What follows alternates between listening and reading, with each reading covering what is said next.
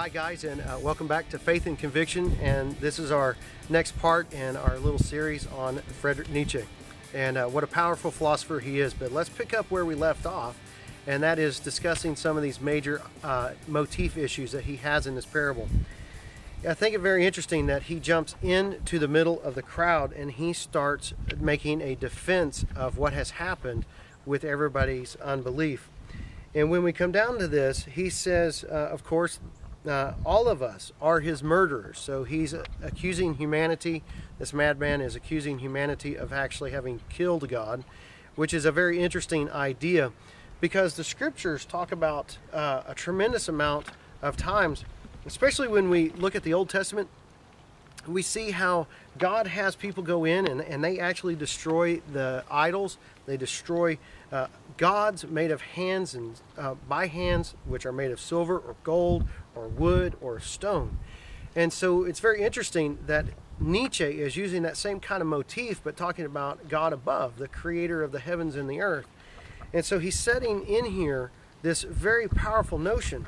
And one of the next things that he talks about is how that now that God has been murdered, Jehovah has been murdered, he says, what has gone on? We can't have a sponge big enough to drink up the sea. Where do we put all the water if God doesn't create it?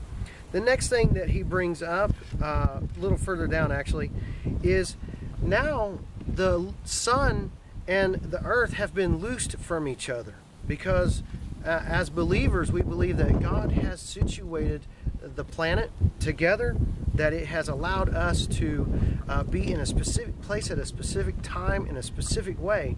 And he's going, well, if God is dead, then all of this is now able to move about and wherever and however, and who's to keep everything where it needs to be if God is dead?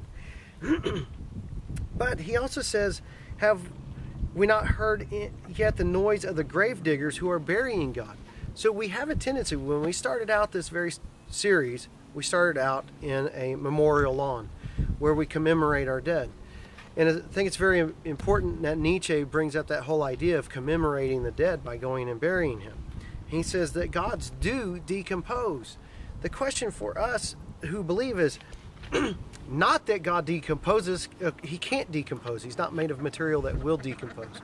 But since he is eternal, what do we do with a guy like Nietzsche and the things that he brings across? He also says here that there are major things that we can't do to atone for this. And I want that to be our next major segment that we look at, because I really want to see what he's bringing up. These are biblical concepts about atonement, making ourselves right with God. And what Nietzsche is going to put forth is that we can't make ourselves right with God, because if we've killed him, how do we make ourselves right? I hope we're being an encouragement today. I hope that you'll stick with us. I hope you're enjoying this series about Nietzsche and his parable of the madman. Please join us here next time at Faith and Conviction.